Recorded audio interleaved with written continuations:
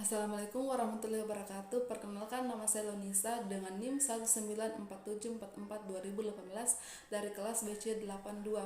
Nah, dari sejumlah model pembelajaran IPA terpadu yang dikemukakan, terdapat 4 model potensial untuk diterapkan dalam pembelajaran IPA terpadu, yaitu yang pertama connected, yang kedua webit, yang ketiga serit, dan yang keempat itu integrate. Nah, di sini saya mengambil model pembelajaran integrate yang terdiri dari beberapa bagian.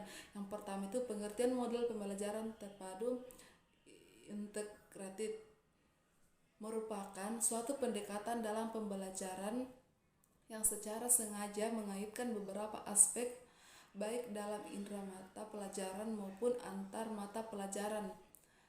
Dengan adanya pemanduan itu, siswa akan memperoleh pengetahuan dan keterampilan secara utuh, sehingga pembelajaran menjadi bermakna bagi siswa.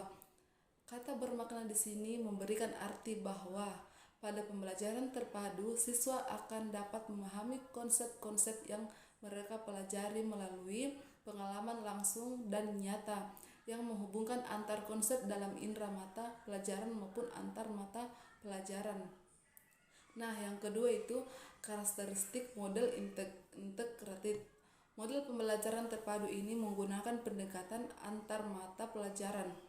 Model ini diusahakan dengan cara menggabungkan beberapa mata pelajaran, yaitu dengan menetapkan prioritas dari kurikulum dan menemukan keterampilan, konsep dan sikap yang saling tumpang tindih dan di dalam beberapa mata pelajaran. Model pembelajaran integratif terpadu mempunyai ciri khusus, yakni memadukan sejumlah topik dari mata pelajaran yang berbeda tetapi inti topiknya sama. Pada model ini, tema yang berkaitan dan tumpang tindih merupakan hal terakhir yang ingin dicari dan dipilih oleh guru dalam tahap perencanaan program. Pertama kali guru menyeleksi konsep-konsep keterampilan dan sikap yang diajarkan dalam satu semester dari beberapa bidang studi.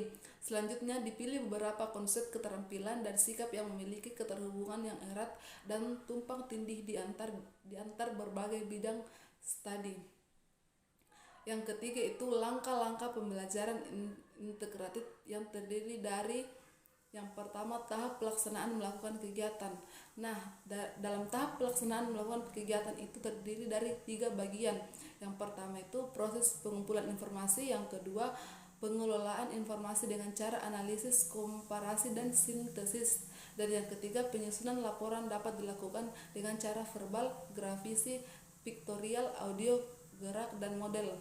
Dan yang kedua itu tahap kulminasi dilakukan dengan 2 bagian. Yang pertama itu penyajian laporan tertulis oral unjuk kerja produk, dan yang kedua itu penilaian meliputi proses dan produk dengan menggunakan prosedur formal dan informal dengan tekanan pada penilaian produk.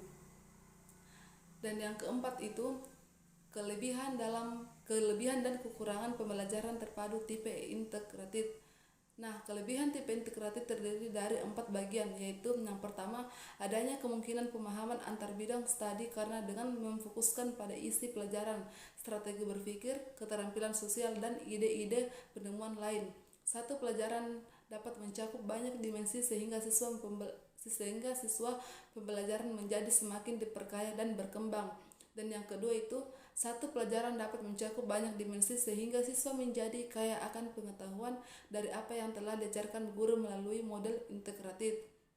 Dan yang ketiga itu memotivasi siswa dalam belajar. Dan yang keempat, tipe terintegrasi juga memberikan perhatian pada berbagai bidang yang penting dalam satu saat. Tipe ini tidak memerlukan penambahan waktu untuk bekerja dengan guru lain.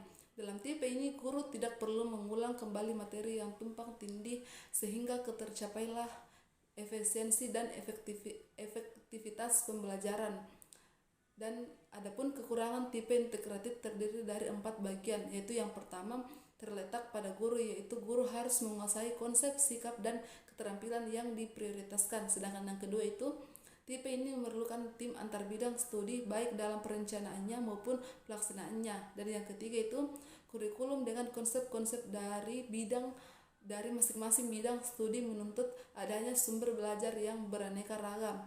Dan yang keempat itu, dalam penerapannya sulit menerapkan tipe ini secara penuh. Nah, yang terakhir itu 5, penerapan. Model pembelajaran terpadu tipe integrated paling tepat digunakan dengan tim departemen lintas relawan yang bersedia untuk melibatkan waktu dan energi dalam proses integrasi. Nah, sekian dari saya. Wassalamualaikum warahmatullahi wabarakatuh.